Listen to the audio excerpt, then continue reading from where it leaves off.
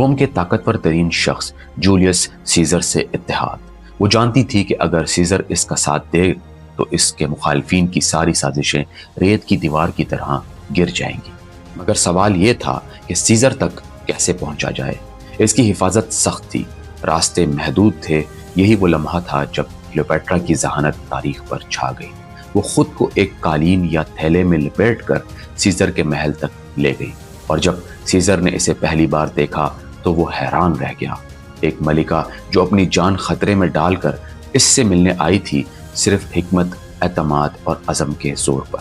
Scissor Cleopatra سے متاثر ہوا، لیکن یہ صرف حسن کا اثر نہیں تھا، بلکہ اس کی گفتگو، اس کی سمجھ بوجھ، اس کی سیاسی سوچ اور اس کی بے خوفی نے سیزر کو حیران کر دیا۔